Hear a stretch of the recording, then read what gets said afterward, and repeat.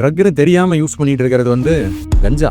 அதுவும் டீனேஜ் பசங்க younger age குரூப்பில் வந்து கஞ்சா வந்து ரொம்ப ரிக்ரியேஷனலாக சாதாரணமாக ஏதோ ஒரு சிகரெட் பிடிக்கிற மாதிரி இப்போ ஆகி போயிடுச்சு.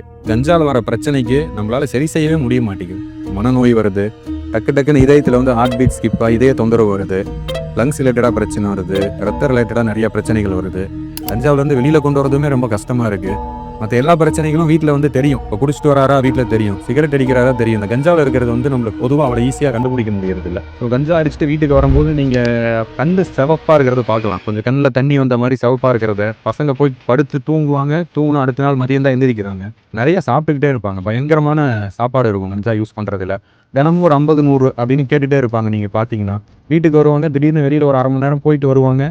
வந்தால் அவங்களோட குணமே மாறி இருக்கும். அவங்க பாட்டுக்கு போய் அமைதியாக படுத்து தூங்கிடுவாங்க. அதே மாதிரி கஞ்சா யூஸ் பண்ணிட்டு இருக்க பசங்க அடல்ட்ஸ் வந்து திடீர்னு கோவம் வரும், சந்தேகம் வருது. இந்த மாதிரி நிறைய விஷயங்களை கண்டுபிடிக்கலாம். ட்ரக்கால் அடிக்ட் ஆன உங்கள் ஃப்ரெண்ட்ஸோ இல்லை உங்கள் ரிலேட்டிவ்ஸ் யாராவது இருக்காங்க, அவங்க ட்ரீட்மெண்ட் தேவைப்படுதுன்னா நீங்கள் எங்களை வந்து நேரில் பார்க்கலாம், ஹாஸ்பிட்டல் வரலாம். கீழே கமெண்ட் செக்ஷனில் நீங்கள் உங்களோட கேள்விகளை எழுப்பலாம், அதுக்கு எங்களோட பதில் கிடைக்கும்.